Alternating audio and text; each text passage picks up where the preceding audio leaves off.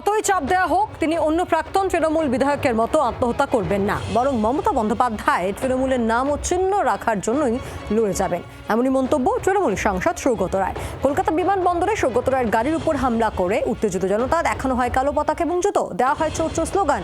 এরপরই সৌগত রায় বিস্ফোরক মন্তব্য।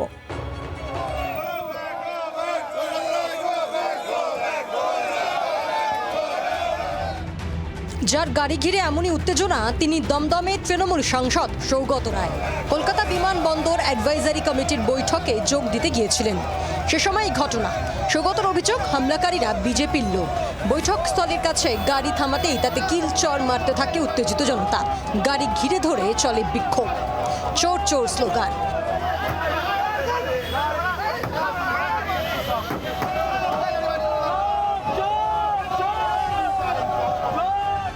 সৌগত রায়ের অভিযোগ, অ্যাডভাইজারি কমিটির সদস্য দুই স্থানীয় বিধায়ক তাকে চেয়ারম্যান পদ থেকে সরাতে চান, তাই এত আয়োজন।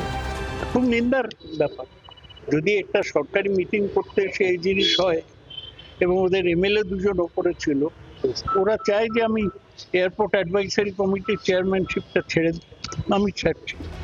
দমদমের বিজেপি বিধায়ক অরিজিৎ বক্সির অভিযোগ, স্থানীয় সাংসদ সৌগত রায়কে ভুরি ভোজের পার্টি ছাড়া কোথাও দেখা যায় না।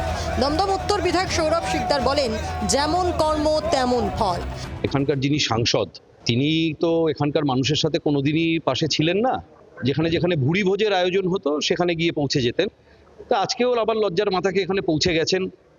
সবাই এক্সপেক্ট করেছিল যে যদি আত্মসম্মান বোধ থাকতো ওনার এখান থেকে পদত্যাগ করে বেরিয়ে যাওয়াটাই সমীচীন হতো। আমরা ভেবেছিলাম কেউ একটা রেজিগনেশন করবে, শুনছিলাম, করেনি আনফরচুনেটলি। চোরকে লোকে রোজ দেখাবে না তো কি করবে, জৈসি করনি ওইসি ভরনি। পরে সৌগত রায় বলেন, বিজেপি রাজ্য সভাপতি শ্রমিক ভট্টাচার্যকে তিনি ফোন করেছিলেন, তবে কোনো সাহায্যের জন্য নয়, তার সঙ্গে কি ঘটনা ঘটেছে তা জানাতে। কিন্তু ফোন ধরেননি শ্রমিক, দাবি সৌগতর। তৃণমূলের অন্য প্রাক্তন বিধায়কের মতো তিনি আত্মহত্যা করবেন না বলেও মন্তব্য করেন। আমি আত্মহত্যা করতে যাচ্ছি না, আমি এই পরিস্থিতি মোকাবিলা করব। শুভেন্দুর বক্তব্য না আমরা তৃণমূলের নাম আর নিশান রাখবো না, আমরা তৃণমূলের নাম এবং নিশান রাখার জন্য লড়ে যাব। ভোটের ফল ঘোষণার পর ডিম থেরাপির প্রথম শিকার ছিলেন সৌগত। নিমতাতে তাকে ডিম ছুঁড়েছিল জনতা। সেই ঘটনার পর ফের নিজের লোকসভা কেন্দ্রে প্রবল জনরোষের মধ্যে সৌগত। শ্রমিক ভট্টাচার্য, প্রবীর চক্রবর্তী রিপোর্ট, জি 24 ঘন্টা। বাংলার আওয়াজ, বাঙালির আবেগ, জি 24 ঘন্টা।